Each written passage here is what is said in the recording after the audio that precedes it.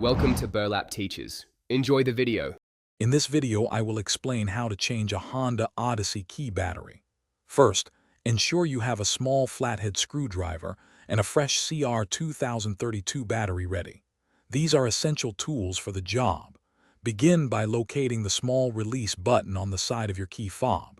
Press this button firmly to release the physical key. Once released, carefully pull the physical key out from its housing. This step provides access to the key fob's internal components. Now that the physical key is removed, look for a small slot along the edge of the key fob where the two halves meet.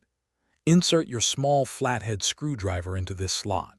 With a gentle but firm motion, twist the screwdriver to pry open the key fob. You should hear a slight click as the clips release. Carefully separate the two halves, being mindful not to damage any internal components or the rubber seal.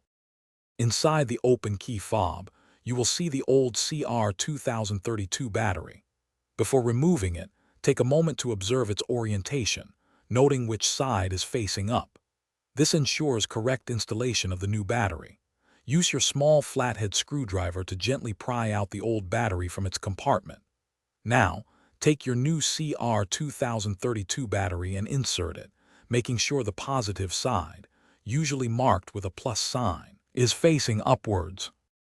With the new battery in place, carefully align the two halves of the key fob. Press them firmly together until you hear a click, indicating they are securely fastened. Next, slide the physical key back into its slot until it clicks into place.